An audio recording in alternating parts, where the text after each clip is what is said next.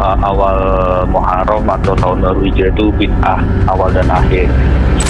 Lah doa akhir tahun kapan dia laksanakan? Setelah asar. Apakah nggak boleh jadinya? Kok aneh banget? Anda ini gimana cara berpikir Anda?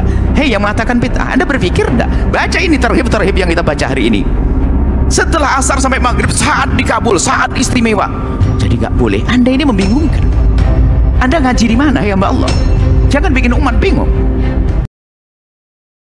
Assalamualaikum. Waalaikumsalam warahmatullahi wabarakatuh. Mari kita berselawatnya terlebih dahulu. Allahumma sholli ala sayyidina Muhammad wa ala ali sayyidina Muhammad. Allahumma sholli wa barik alaihi. Dengan siapa dan dari mana?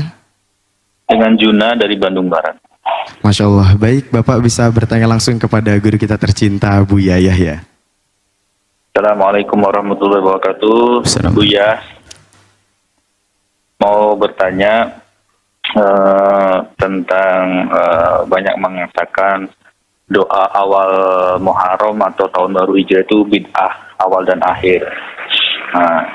Padahal banyak ulama yang paling gitu aja cukup ya. Assalamualaikum warahmatullahi wabarakatuh. Assalamualaikum warahmatullahi wabarakatuh. Yang mengerti bid'ah tentu akan mudah menyebut siapakah bid'ah. Yang tahu Pak Ali, dia akan ngerti Pak Ali, nggak akan menduga Pak Umar itu Ali. Tapi di saat tidak kenal Ali yang sesungguhnya, dikira Umar itu Ali hanya gara-gara sama-sama berjambang. Maka kenailah Ali biar kamu tidak salah menyebut Ali. Belajar bid'ah, apa itu bid'ah? Definisi bid'ah itu apa? Apakah karena tidak dilakukan Nabi, bagaimana? Nah inilah permasalahan orang itu mengatakan, menyebut Pak Ali tapi tidak kenal Pak Ali. Menyebut bid'ah tapi tidak terlalu mengerti tentang bid'ah. Sehingga selain bid'ah itu dianggap gara-gara kumis saja langsung wah itu Ali, karena orangnya kumis katanya. Oh, orang kumis banyak di sini. Gitu loh. Jadi bid'ah itu apa sih kan gitu. Nah, bid'ah itu kan disebutkan definisi bid'ah. Ambil definisi bid'ah yang sampai 16 definisi itu. Sebut salah satu saja deh. Bukan yang tidak dilakukan Nabi. Banyak dilakukan Nabi tapi sunnah kok hari ini. Tapi para ulama mendefinisikan bid'ah. Misalnya sebagai yang orang ulama ini disepakati deh, orang yang paling sering membid'ahkan pun juga ngambil orang ini. Imam Syatibi misalnya, dia mendefinisikan bid'ah gimana supaya tahu tidak gampang bid'ah. Ini kan masalah ilmiah.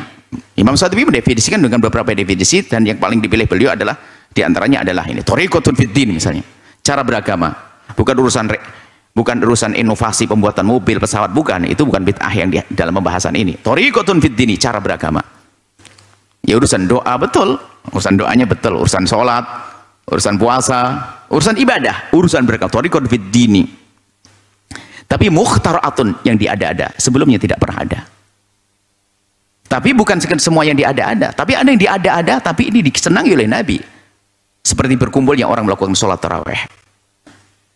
Karena Nabi sudah mengisyaratkan agar ikut dengan berpegang kepada khulafaur rasyidin. Sayyidina Umar mengukuhkan menjadi sunnah khulafaur rasyidin. Contoh, thariqatun fiddin mukhtara'atun, yang dibuat-buat. Nah, mukhtara'atun dibuat-buat. Nah, dohish syariata, menyerupai dengan amalan yang ada dalam syariat. Ya, ibaratnya gini loh, terang-terangnya bid'ah yang beneran. Ya Allah, sholat subuh ini kan kita lagi seger buker, kenapa cuma 2 deh, kayaknya paling enak 4 deh. Nah, urang aja bid'ah itu. Bid'ah pasti jelas itu. Atau tambah 2 rakaat lagi deh habis assalamualaikum. Cuman ini antara subuh dengan duhur ini kok jauh banget. Duhur dengan asar maghrib itu pendek. Kayaknya jam 9 kita buat sholat baru deh. Ini bid'ah aneh-aneh. Jadi membuat sholat ini kurang lebihnya gambaran seperti itu. Yusadu bisuluki alaiha, tujuannya melakukan itu adalah al-mubalaghatu bi ta'abbudi, dianggap berlebihan untuk bisa biar lebih khusyuk, biar lebih hebat dari Nabi. Kan gitu definisinya. Mukhtara'ah itu tidak ada, disandarkan, dikembalikan ke agama itu nggak ada. Di saat dikembalikan ke agama nggak ada. Nah, tambah sholat subuh, ada sholat wajib jam 9, nggak ada, dikembalikan ada nggak apa. Ijtihad kayak apa nggak ketemu itu. Ijtihad dari mana pun nggak ketemu. Baik. Kalau orang tahu tentang bid'ah, tidak gampang mengatakan bid'ah. Zikir bersama jadi bid'ah. Loh bagaimana? Zikir dianjurkan kok sendirian boleh, dua boleh. Memang ada larangan. Ada perintah zikir harus sendiri-sendiri? Enggak juga. Sholawat Nabi rame-rame jadi bid'ah. Dari mana? Salawat Nabi ya bebas, salawatlah kalian semuanya. Sendiri oke, dua oke, 10 orang oke. Karena nggak ada ketentuan harus sendiri. Kenapa kok jadi dilarang bersama-sama? Kan aneh kadang-kadang orang buat bid'ah itu aneh. Sholat membaca sholawat berjamaah bid'ah. Kita itu disuruh memperbanyak sholawat. Sendirian boleh, berduaan boleh, suami istri barengan berduaan boleh, banyak orang boleh. Apalagi dalam Al-Quran bunyi sallu alaihi, bersolawatlah kalian. Loh, pas disuruh sallu, sholat bareng-bareng, oh bid'ah, harus sendiri-sendiri kamu mikir. Kan dalam Al-Quran sallu alaihi wasallimu taslima, bersolawatlah kalian semuanya. Misalnya, kan ada dzikir jamaah jadi bid'ah. Loh, ini bagaimana pembid'ahan kok begitu gampang? Tidak pernah dilakukan Nabi. Nabi menyuruh solawat kok. Dan Nabi menyuruh salat gak ada ketentuan. Salawatlah kalian, berzikirlah kalian sendiri-sendiri. Gak ada. Selagi tidak ada ketentuan, jangan Anda buat ketentuan sendiri yang merepotkan umat. Karena dia pemalas harus rame-rame. Karena dia hebat sendiri, khalwah di puncak gunung sana. Lakukan itu kalau Anda mau. Itu seperti itu. Kemudian masuk bahasan berdoa. Nabi mengajarkan kita memperbanyak doa. Kapan saja, setiap saat itu waktu berdoa. Pagi, sore, dan siang malam. Mulai kapan berdoa menjadi bid'ah hanya gara-gara kita lakukan di pagi hari? Doa sebelum akad nikah. Sebelum. Kan adanya doa setelah akad nikah yang doakan. Sebelum akad nikah ingin berdoa. Masa jadi gak boleh? Bid'ah doa sebelum akad nikah. Karena tidak pernah dilakukan Nabi. Yang ada adalah Nabi mendoakan setelah akad nikah. Loh, berdoa kapan saja kok. Semoga acara ini diberkahi. Tak tahu dia mau amin, semoga keluar amin juga dia mau amin. Kemudian kapan saja berdoa itu diperkenankan, siang, malam, pagi, sore. Jadi selagi kapan saja, kapan itu kan menunjukkan waktu. Sore boleh, malam boleh, hari Jumat boleh, Ahad boleh, akhir tahun boleh, awal tahun boleh. Kenapa jadi tidak boleh? Mulai kapan? Apalagi kita berkhusnudon, semoga ini saya buat evaluasi. Sudahlah nggak usah di akhir tahun, akhir penutupan pembukuan. Nah boleh, nah bid'ah nggak boleh, Nabi nggak melakukan. Maksudnya setelah pembukuan bisnis saya ini, nah, atau istilah akuntansi pembukuan ya. Setelah ini kita berdoa, ya Allah, semoga jika ada kesalahan yang lalu salah tulis dan sebagainya, ampuni kami dan tunjukkan agar kami tidak makan yang haram. Dan kemudian ya Allah, saya kan juga nyatat uang, ya Allah, semoga saya jadi akuntan dia ke depan hari bisa istiqomah. Nggak melakukan Nabi. Jadi nanti ada doa akuntan setelah pembukuan, jadi bid'ah lagi. Ya bebas orang berdoa ya akhwan. Justru kita itu membiasakan orang selalu ingat Allah. Ada rezeki ingat Allah, ada musibah ingat Allah, tahun baru ingat Allah. Biar evaluasi di tahun yang lalu adalah kita banyak salah. Yang nggak boleh adalah mengatakan doa ini pernah dibaca oleh Rasulullah. Lah ini nggak benar, itu fitnah, itu palsu, itu haram. Oh kita berdoa, Nabi mengajarkan berdoa kapan saja. Kemudian lihat berita yang banyak tentang diutamakannya kita memohon mengadu di waktu antara asar dengan maghrib. Kita bahas yang itu terhib coba.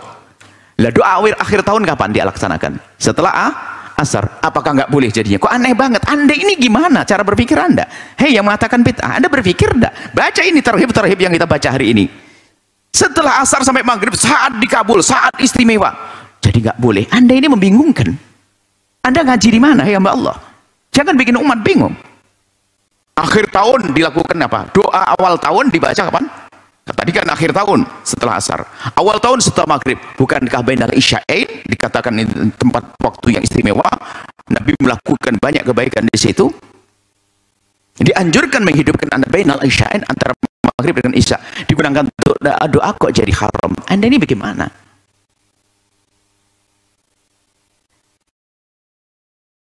Kita ini adalah dangkalnya pemahaman, kemudian ada kebencian kepada kelompok tertentu sehingga menjadi kesalahan yang bukan sebuah kesalahan. Akhirnya kita menjadi serba suka menyalahkan padahal kita yang serba salah kita sendiri. Nah itulah jadi. Terus mulai kapan doa jadi dilarang? Nabi tidak pernah melakukan doa akhir tahun. Nabi tidak melakukan doa. Itu selalu alasannya model begitu. Apakah Anda tidak tahu kalau Nabi menganjurkan kita doa setiap saat? Ya sudah, mulai kapan Anda menjadi mengkhususkan? Bunyinya aja begini, Nabi menganjurkan doa setiap saat kecuali akhir tahun. Ada begitu? Enggak ada. Terus dari mana Anda mengkhususkan itu kok? Anda kok kayak lebih pintar juga.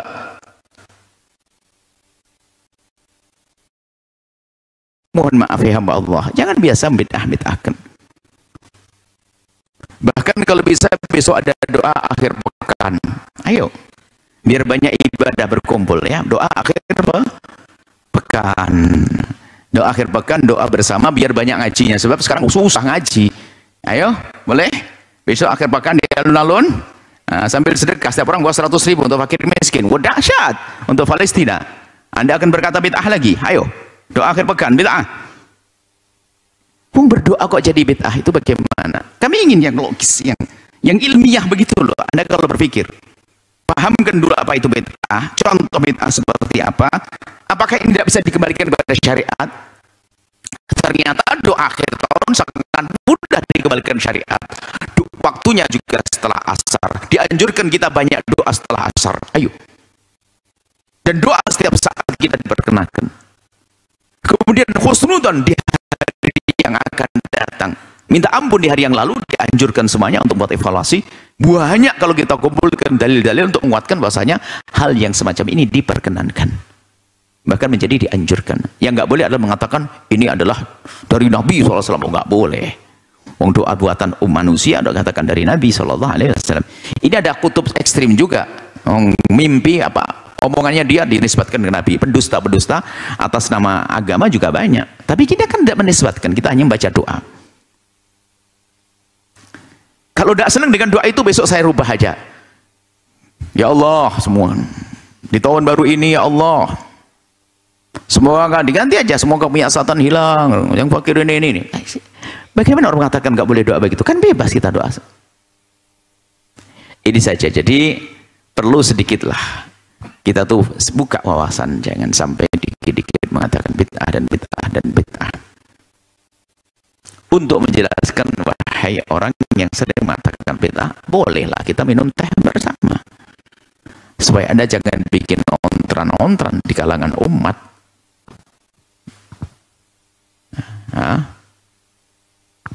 Semoga Allah mengampuni semuanya, memberikan pemahaman yang benar. Wallahu a'lam bishawab.